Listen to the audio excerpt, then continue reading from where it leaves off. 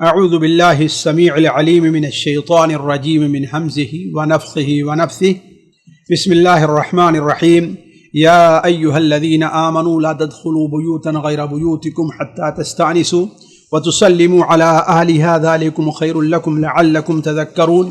فإن لم تجدوا فيها أحدا فلا تدخلوها حتى يؤذن لكم وإن قيل لكم ارجعوا فارجعوا هو أزكى لكم والله بما تعملون عليم. ليس عليكم جناح أن تدخلوا بيوتا غير مسكونة فيها متاع لكم والله يعلم ما تبدون وما تكتمون. سبحانك لا علم لنا إلا ما علمتنا إنك أنت العليم الحكيم. رب اشرح لي صدري ويسر لي أمري واحلل عقدة من لساني يفقه قولي واحلل عقدة من لساني يفقه قولي. پیارے بھائیوں اور بہنوں، السلام علیکم ورحمۃ اللہ وبرکاتہ۔ اب تک جو آیتیں ہم نے تلاوت ہم نے جو سنی ہیں اور ان کی تفسیر سے متعلق کچھ گفتگو ہوئی ہے، اچھی طریقے سے آپ اندازہ لگا سکتے ہیں کہ ایک خاص قسم کی برائی جو ہر مذہب کے اندر، ہر معاشرے میں قبیح سمجھی جاتی ہے، یعنی زنا، اس کے مرتکب کے اوپر یا اس کا الزام لگانے والے پر کیا سزا ہونی چاہیے، اس کا ذکر تھا۔ اب چند باتیں ایسی ہوں گی جو اس موضوع سے متعلق ہیں کہ آخر اس برائی کے اوپر روک تھام کیسے لگے، قبل اس کے کہ ایسی صورتحال پیش آئے اس سے پہلے شریعت کیا قدم اٹھاتی ہے۔ وہی سلسلہ اب بہت متعدد آیات تک چلتا رہے گا۔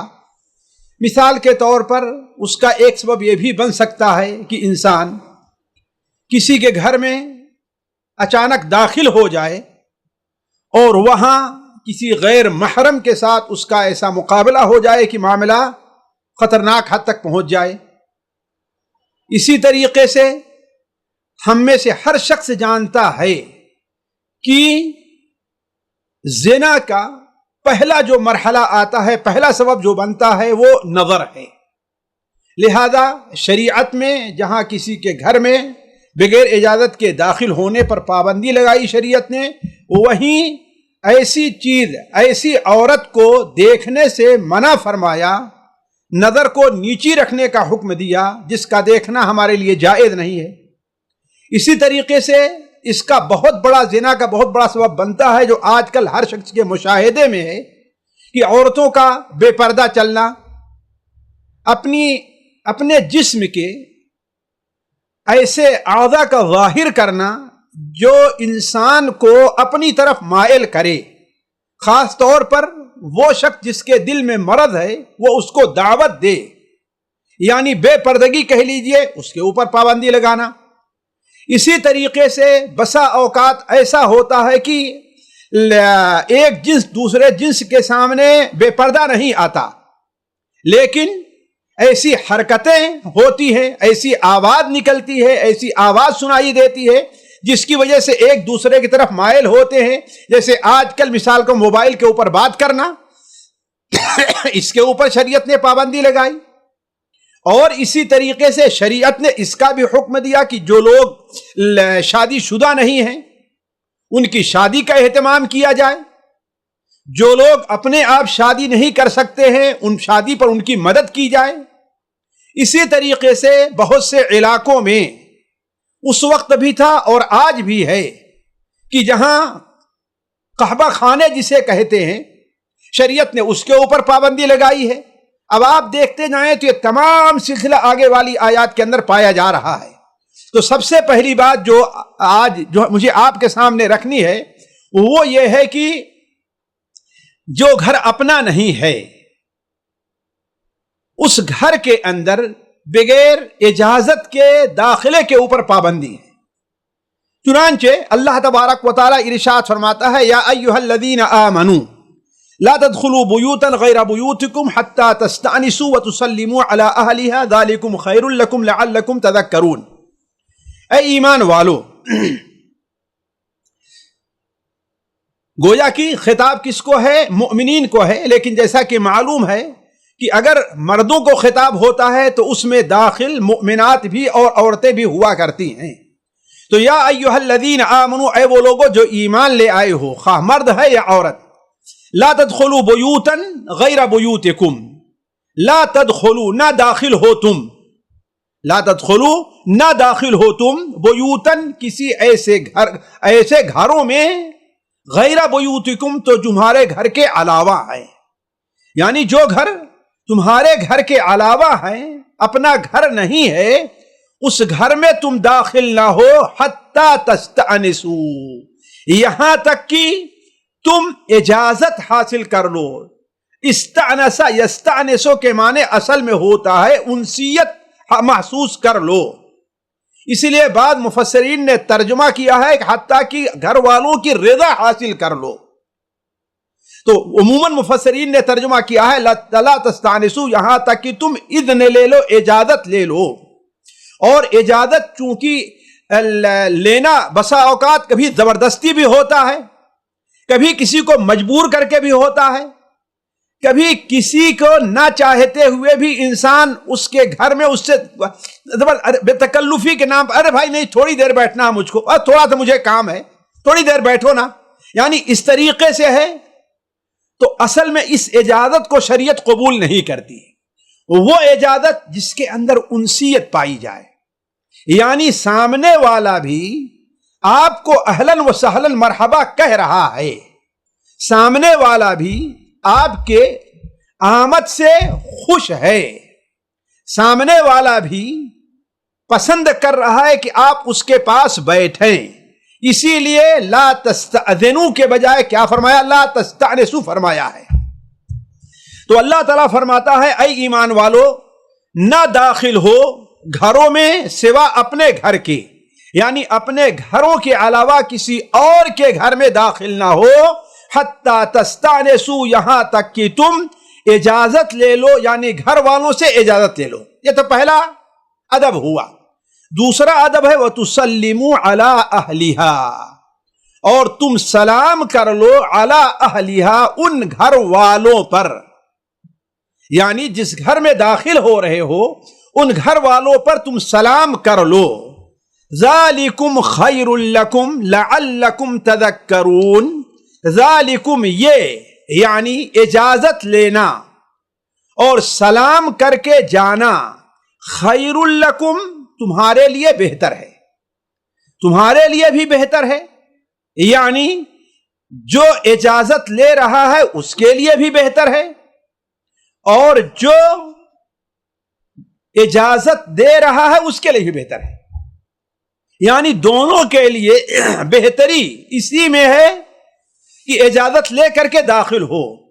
تو ذالکم خیر لکم، یہ تمہارے لیے بہتر ہے، لعلکم تذکرون، شاید کہ تم اس سے نصیحت حاصل کرو، یعنی اس کے اوپر عمل کرو، لعلکم یا تاکہ تم لوگ، تذکرون اس کو یاد رکھو، اس کو سمجھو اور اس کے اوپر عمل کرو، یعنی یہ حکم اس لیے دیا جا رہا ہے کہ تم اس کے اوپر عمل کرو۔ ساتھیو، یہ آیت بڑی اہم آیت ہے اور یہ ایک ایسا ادب ہے شریعت نے اس وقت دیا ہے جبکہ دنیا میں شاید یہ ادب کہیں نہیں پایا جاتا تھا، اور اگر کہیں پایا جا رہا ہے تو وہ ادب بطور اخلاق کے، بطور ایک ضرورت کے ہے، لیکن ایک شرعی حکم ہو جائے کہ جو انسان کے لیے اس کے اوپر عمل کرنا لازمی ہو، نہ عمل کرنے کی صورت میں اس کے اوپر گناہ ہو، یعنی ایک شرعی حکم ہو جائے، یہ اسلام سے پہلے کہیں یہ چیز پائی نہیں جاتی ہے۔ اصل میں ساتھیو اس سے متعلق گفتگو بڑی اہم ہے، جسے تفصیل درکار ہو امام ابن کثیر رحمہ اللہ کی تفسیر ابن کثیر کی طرف جائے، اور میں نے دیکھا ہے کہ جن لوگوں نے بھی اس کے بعد لیا ہے تقریباً ساری تفصیلات امام ابن کثیر رحمہ اللہ کی تفسیر ابن کثیر ہی سے لیا ہے۔ یہاں پر مجھے چند باتیں آپ لوگوں سے اس آیت سے متعلق کہنی ہے، حالانکہ یہ اسلوب ہم نے ابھی آگے سے کم استعمال کیا، لیکن چونکہ یہاں پر ایک فقہی چیز ہے اور ہر انسان کی ضرورت اور ایک ادب کا معاملہ ہے، اس لیے میں اس میں تھوڑی سی تفصیل کی طرف جانا چاہتا ہوں آپ لوگوں کے ساتھ۔ پہلی بات تو یہ ہے کہ دیکھیے، آخر یہ استئذان کے اوپر جب شریعت نے اتنا زور دیا ہے، بلکہ آگے والی بھی آیت سن لیجئے، اللہ تعالیٰ فرماتا ہے فَإِن لَّمْ تَجِدُوا فِيهَا أَحَدًا، پھر اگر نہ پاؤ فیہا اس میں یعنی ان گھروں میں، پھر نہ پاؤ ان گھروں میں احدن کسی کو، یعنی جو گھر کا مالک ہے، گھر کا باشندہ، گھر کا رہنے والا ہے، وہ گھر میں موجود نہیں ہے، فَإِن لَّمْ تَجِدُوا فِيهَا أَحَدًا فَلَا تَدْخُلُوهَا، تو تم اس گھر میں داخل نہ ہو۔ گویا کہ یہ ممانعت سختی کے ساتھ ہے۔ فَإِن لَّمْ تَجِدُوا فِيهَا أَحَدًا، جب تم نہ پاؤ اس میں کسی کو، اور کسی سے مراد کیا ہے؟ گھر کا مالک اور ذمہ دار ہے۔ مثال کے طور پر کوئی ایسا شخص ملتا ہے آپ کو جو استئذان کی جو حکمتیں ہیں، وجوہات ہیں، اس کو نہیں سمجھتا، تو اس کی اجازت نہیں مانی جائے گی۔ مثال کے طور پر ایک 4 سال 5 سال 6 سال 7 سال 8 سال کا بچہ آ کر کے آپ کو اجازت دے دے، تو اس کی اجازت نہیں مانی جائے گی۔ کیوں؟ اس لیے کہ گھر کی اپنی جو اہمیت ہے، جو اپنا ایک تشخص ہے، ایک پرائیویسی ہے، اس کو یہ بچہ نہیں سمجھتا۔ تو فَإِن لَّمْ تَجِدُوا فِيهَا أَحَدًا، پس نہ پاؤ تم ان میں سے کسی کو، یعنی احدن کا لفظ استعمال ہے، اس سے مراد کیا ہے؟ وہ شخص جسے اختیار ہو کہ گھر میں داخل ہونے کی اجازت دے۔ اسی لیے یہ بھی کہا جا سکتا ہے، بعض علماء نے کہا ہے کہ اگر کوئی شخص کسی کے گھر میں بیٹھا ہوا ہے، گھر کا مالک نہیں ہے، اور اس کے بارے میں معلوم نہیں ہے کہ ہاں وہ اپنے گھر میں ہر ایک کو ایسے اجازت دے دیتا ہے آنے کی، اگر کوئی مہمان بیٹھا ہے تو مہمان کی اجازت کافی نہیں ہے، اس لیے کہ گھر والے نے اس مہمان کو اجازت دی ہے، آپ کو اجازت نہیں دی ہے۔ اسی لیے اس کو سمجھنا چاہیے، فَإِن لَّمْ تَجِدُوا فِيهَا أَحَدًا، بس اگر نہ پاؤ تم فیہا ان میں یعنی گھروں میں، احدن کسی کو، کسی سے مراد کیا ہے؟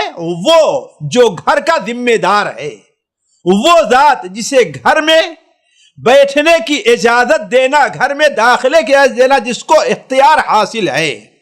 فَإِن لَّمْ تَجِدُوا فِيهَا أَحَدًا فَلَا تَدْخُلُوهَا، پس تم لوگ اس میں ان میں یعنی گھروں میں نہ داخل ہو، حَتَّى يُؤْذَنَ لَكُمْ، دیکھئے تاکید فرما دیا، حَتَّى يُؤْذَنَ لَكُمْ، یہاں تک کہ تم لوگوں کو اجازت دے دی جائے۔ ایک آدمی پہلے سے بیٹھا ہے، اس کو اجازت ہے لیکن تم کو اجازت نہیں ہے، تو فَلَا تَدْخُلُوهَا حَتَّى يُؤْذَنَ لَكُمْ، تم نہ داخل ہو اس وقت یہاں تک کہ تمہیں اجازت دے دی جائے۔ اور آگے کیا تعلیم دی گئی؟ وَإِن قِيلَ لَكُمُ ارْجِعُوا فَارْجِعُوا، اور اگر تم سے کہا جائے کہ واپس ہو جاؤ تو فَارْجِعُوا، تم واپس ہو جاؤ۔ وَإِن قِيلَ لَكُمُ ارْجِعُوا فَارْجِعُوا، اگر تم سے کہا جائے واپس ہو جاؤ تو تمہیں واپس ہو جانا چاہیے۔ هُوَ أَزْكَىٰ لَكُمْ، یہ تمہارے لیے، تم لوگوں کے لیے زیادہ بہتر ہے، زیادہ پاکی کا سبب ہے، زیادہ اچھائی اسی میں ہے۔ اس لیے کہ اولاً اگر وہ نہیں چاہتا کہ بیٹھو، تمہارا بیٹھنا گویا اس کے لیے کبیدہ خاطر ہونے کا سبب بنے گا، اور مومن اس کو پسند نہیں کرتا ہے۔ تمہاری وجہ سے ہو سکتا ہے تمہارے بارے میں وہ کوئی غلط تصور قائم کرے، اور ظاہر بات مومن کے لیے یہ زیبا نہیں ہے۔ ہو سکتا ہے کہ تمہارے اس داخل ہونے کی وجہ سے وہ آئندہ کبھی بھی آپ کو اپنے گھر میں آنے کی اجازت نہ دے، تو ہوا ازکا لکم، یہ تمہارے لیے بہتر ہے۔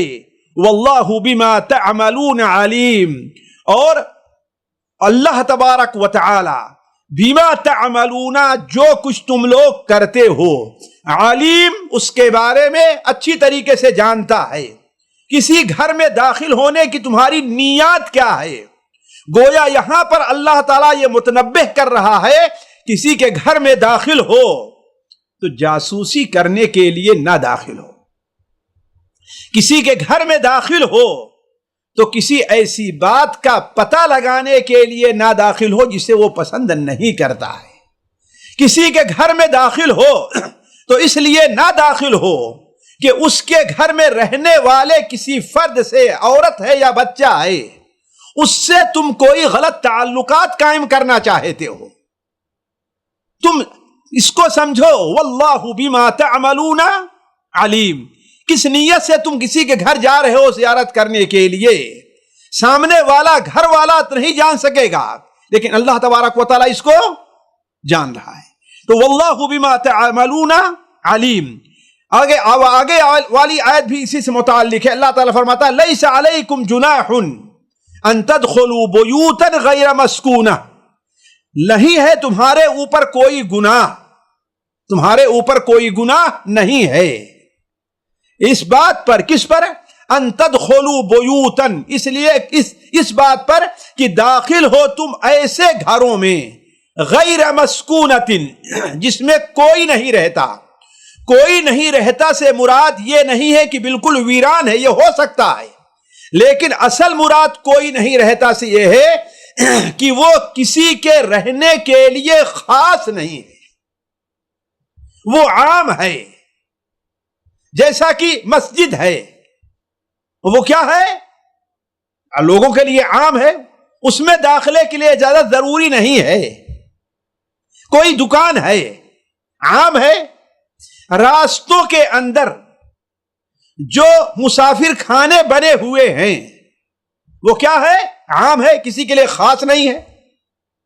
آپ نے ہوٹل کا میں کرایہ پر لے لیا، چاہے ایک الگ کمرہ لیا یا ایک پورا کمرہ ہے جس میں آپ نے ایک بیڈ لیا ہے، تو وہ کسی ایک کا خاص نہیں، لیکن مسکون ہے، اس میں لوگ رہتے ہیں.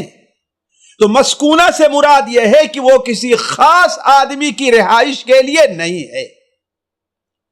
تو لیس علیکم جناح ان تدخلوا بیوتا غیر مسکونہ، کوئی ضروری لیس علیکم جناح، تمہارے اوپر کوئی گناہ نہیں ہے یہ کہ تم داخل ہو بیوتن ایسے گھروں میں غیر مسکونۃ جس میں سکونت اختیار نہیں کی گئی ہے، جس میں لوگ رہائش نہیں رکھتے. لیکن شرط یہ ہے کب؟ فیہا متاع لکم، اس گھر میں تمہارا سامان ہے، اس گھر میں اس گھر سے تمہیں بھی مستفید ہونے کا حق حاصل ہے. اس گھر میں داخل ہونا تمہارا بھی حق بنتا ہے جیسا تمام لوگوں کا حق ہے. لیکن معلوم یہ ہوا کہ اگر کسی ہوٹل میں، کسی کمرے میں یا راستے میں جو سرائے خانے وغیرہ بنے ہوئے ہیں اس میں کوئی ضرورت نہیں ہے، بلا وجہ تمہیں داخل ہونے کی کیا ضرورت؟ ایک لایانی سی چیز ہے. تو فیہا متاع لکم، اس میں کیا ہے؟ متاع، تمہارے لیے سامان ہے، تمہارے لیے فائدہ ہے.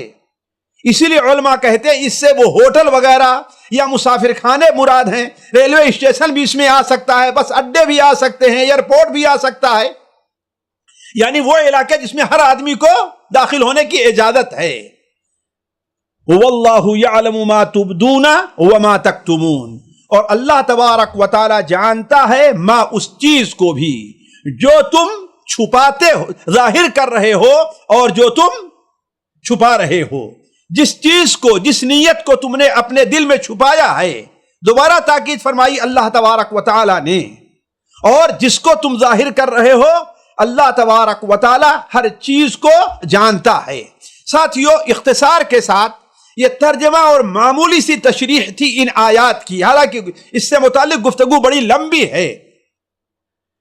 اب اس سے متعلق مجھے چونکہ بعض ضروری چیزیں ہیں اس لیے مجھے آپ کے سامنے رکھنی ہے. پہلی چیز یہ ہے ساتھیو کہ کوئی یہ سوچ سکتا ہے کہ آخر شریعت نے کیا حکمت ہے کہ اس کے اوپر اتنا زور دیا ہے.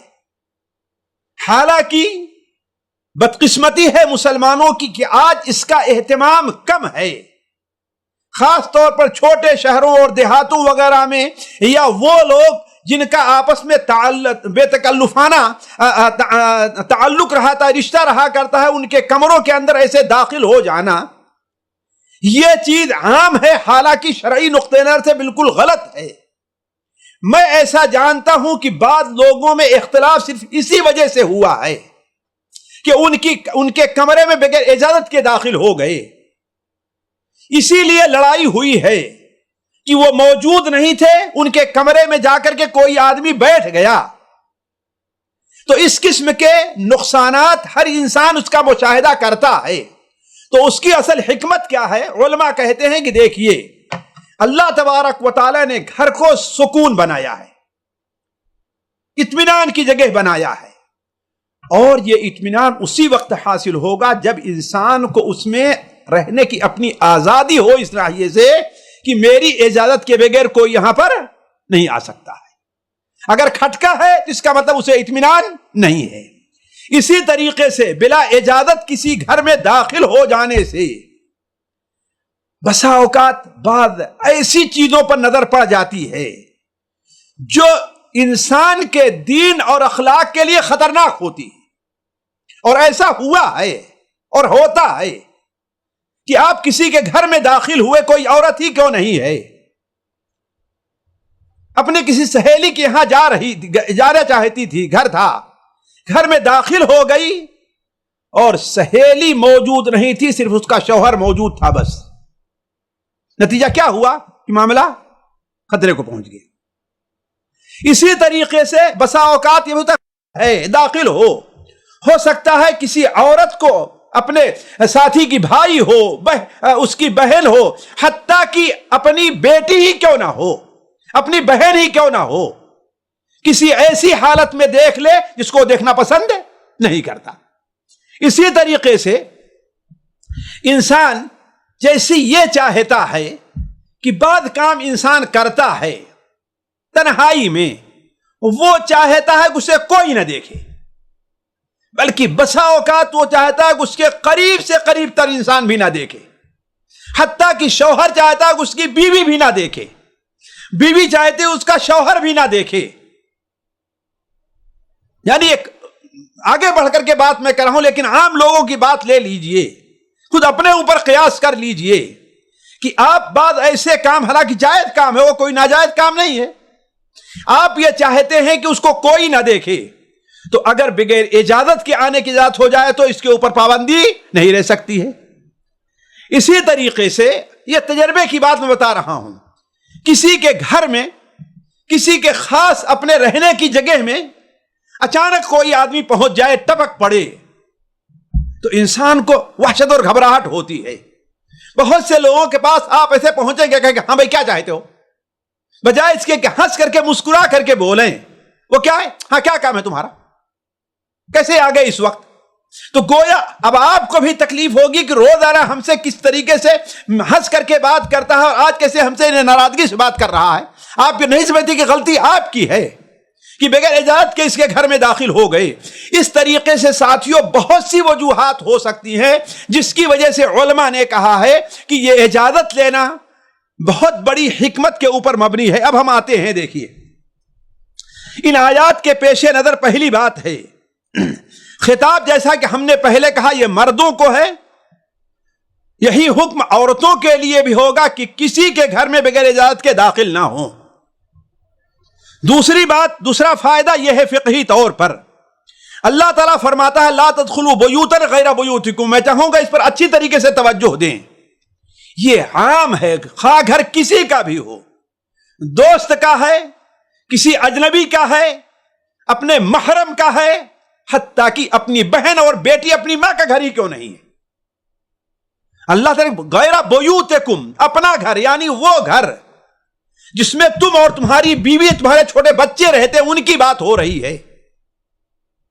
اس لیے آپ اس حدیث کے اوپر غور کریں جسے امام مالک رحمہ اللہ اپنی کتاب موطا میں نقل کرتے ہیں کہ ایک شخص اللہ کے رسول صلی اللہ علیہ وسلم کے پاس آتا ہے اور کہتا ہے اے اللہ کے رسول صلی اللہ علیہ وسلم استاذن علی امی، یہ جو اذن کا اتنا تاکیدی حکم ہو رہا ہے، کیا مجھے اپنی ماں کے پاس جانا ہے، اس کے لیے میں اجازت چاہوں؟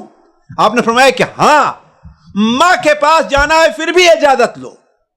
ظاہر بات یہ بلوغت اور بڑے لوگوں کی بات ہے، نابالغ بچے چھوٹے ہیں، ان کا اپنی ماں سے کوئی نہیں ہے معاملہ ہے، الا کہ خاص اوقات ہوا کرتے ہیں جس میں ان کو بھی اجازت لینی چاہیے. یہ اسی صورت کے اندر آگے آئے گا، اسی صورت میں آگے آئے گا کہ خاص کچھ ایسے اوقات ہیں کہ کسی کو بھی جانے کی اجازت نہیں ہے، لیکن یہ عام اوقات کی بات ہو رہی ہے، یہ عام اوقات کی بات ہو رہی ہے.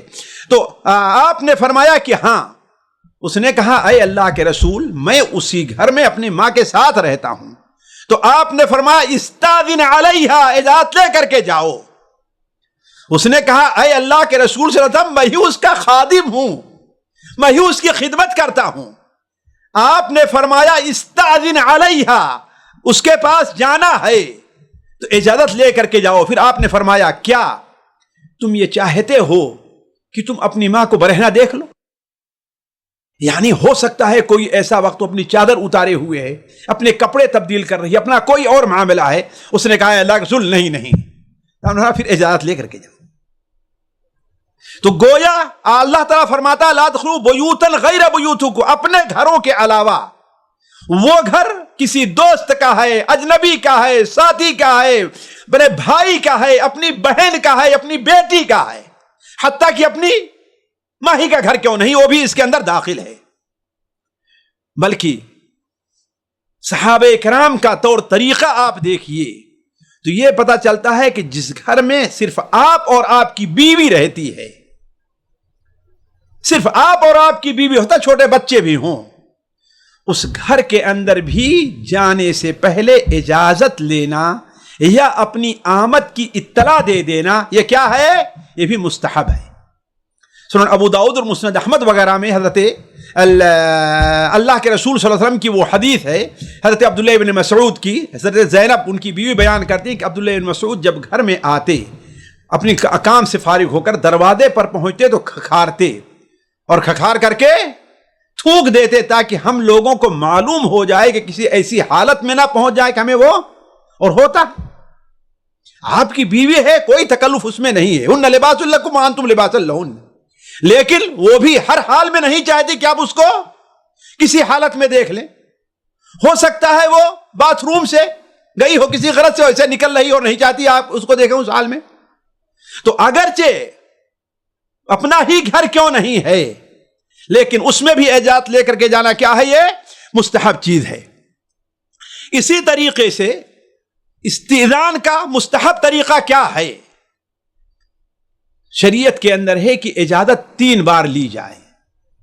یعنی دروازہ کھٹکھٹایا، ایک بار کھٹکھٹایا، پھر کچھ دیر رک کر کے پھر کھٹکھٹایا. یہ نہیں کہ کھٹکھٹائے تو بعض لوگ ایسا کھٹکھٹانا شروع کر دیتے ہیں ذرا پولیس والے آ گئے، دبنگ آ گئی ہمارے گھر کے اندر. حضرت احمد حنبل رحمہ اللہ اپنے گھر میں موجود تھے تو ایک صاحب آئے، تاڑ دوڑا پیٹنے لگے. کہا کہ میں تو گھبرا گیا، ہمارے گھر کہیں پولیس تو نہیں آ گئی ہے؟ نہیں، اس کا ادب یہ ہے کہ آپ آہستہ سے ایک بار بیل بجا دیے، ایک بار آپ نے دروازے کو ناک کر دیا، پھر تھوڑا سا رک جائیے اتنی دیر میں کہ ہو سکتا ہے دور کہیں ہو، باتھ روم میں ہو سکتا ہے کہ نیند آ گئی ہو بیٹھے بیٹھے، ایک بار نہیں جگا، پھر دوبارہ آپ ایسے کیجئے، پھر تیسری بار کیجئے.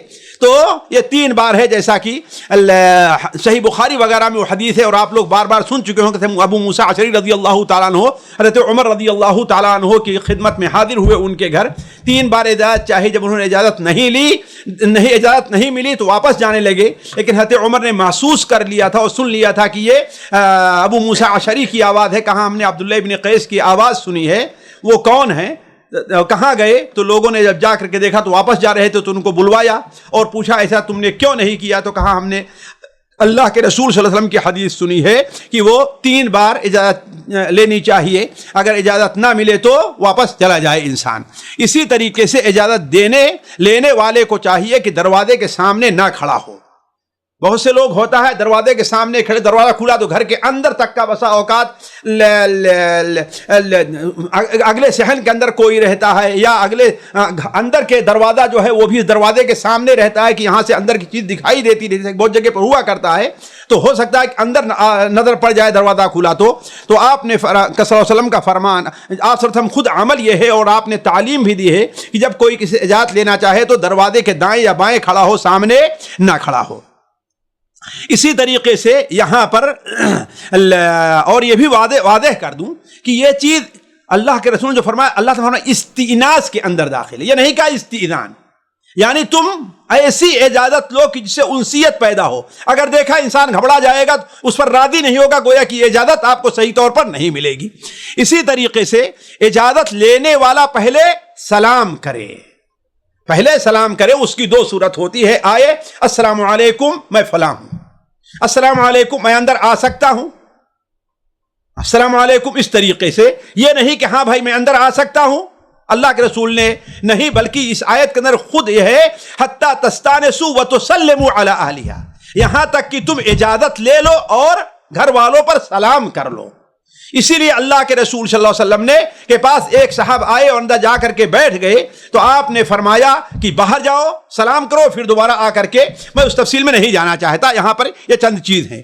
اسی طریقے سے ایک اور چیز ہے کہ اللہ تعالیٰ حتی تستأنسوا، اس کے اندر یہ بھی داخل ہے کہ انسان جب کوئی چیز کسی کو اگر اجازت نہیں دی جاتی ہے تو وہ کیا ہے، وہ واپس چلا جائے، جیسا کہ خود آیت کے اندر یہ چیز واضح کی گئی ہے، فَارْجِعُوا هُوَ أَزْكَىٰ لَكُمْ، ہوا ازکا لکم۔ اسی طریقے سے یہ بھی کسی کو اجازت نہیں ہے کہ اگر گھر کے اندر کوئی شخص گھر والا موجود نہیں ہے تو اس گھر میں اس کی اجازت کے بغیر داخل ہو جائے۔